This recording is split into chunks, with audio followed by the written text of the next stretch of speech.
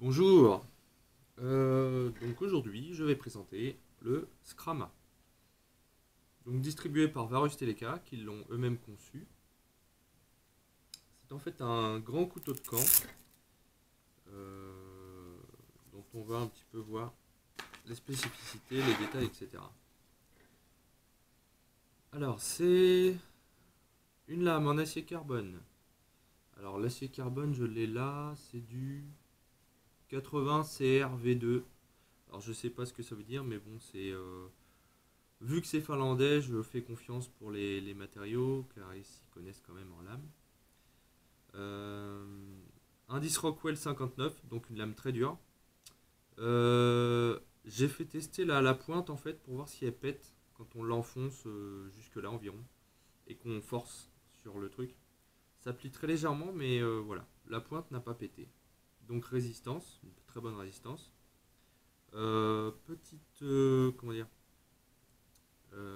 petite zut, je sais plus comment on appelle ça, sulfaté là, une petite couche de sulfate là pour protéger de l'humidité. Sinon on peut voir des petits points un peu sur la lame. Je l'ai pas bien nettoyé, il faut que je m'en occupe. Donc c'est du full tang, enfin ouais voilà.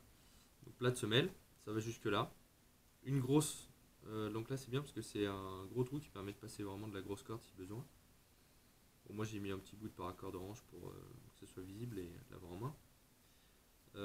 Une poignée assez longue qui permet soit une prise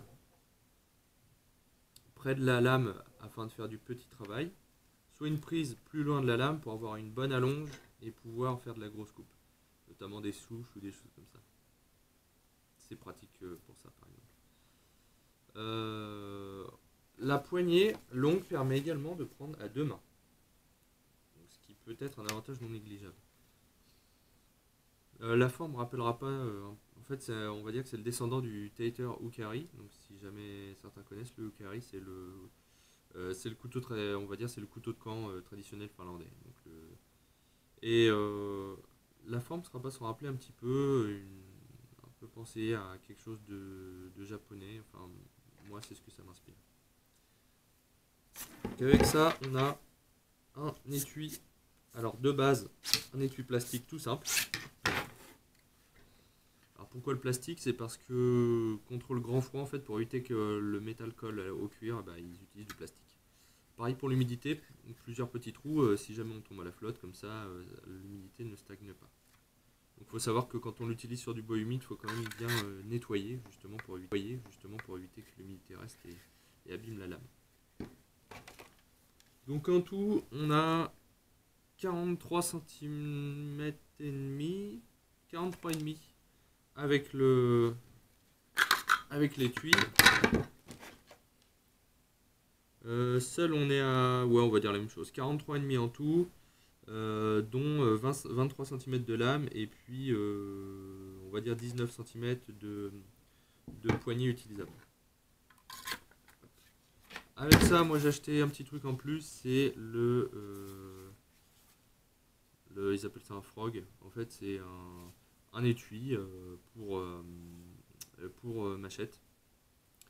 Donc un étui PLCE, voilà pourquoi il y a cette espèce de petit crochet là, assez caractéristique. Sinon, bah, deux passants pour la ceinture. Moi j'ai rajouté un bon 50 cm de paracorde pour pouvoir soit le mettre en bandoulière, soit faire autre chose, hein. Avoir de la corde ça sert toujours.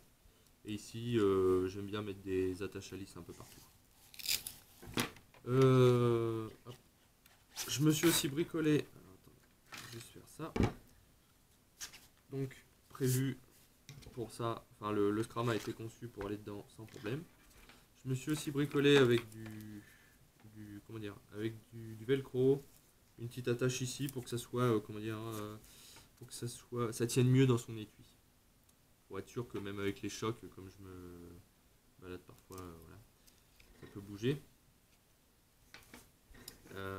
Donc on en est là. Ensuite pour le poids. Hop. Si on prend le couteau tout seul, on en est à 525 grammes. Avec les deux étuis et toute ma corde, je crois que j'avais 750 et là avec toute ma corde on est à 770 grammes.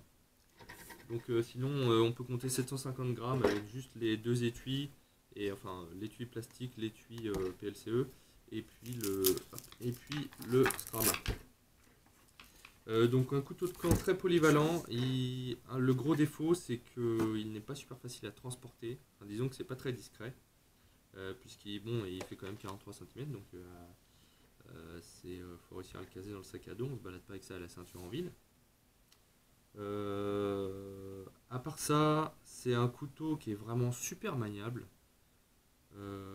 C'est vraiment un plaisir à utiliser.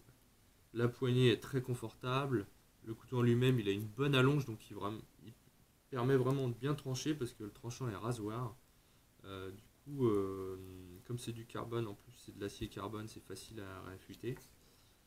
Et le fait que ça aille jusque. Enfin, tout ça, ça fait partie de la lame aussi, quoi. La petite boucle ici, elle est en fer. La boucle ici, elle est en fer.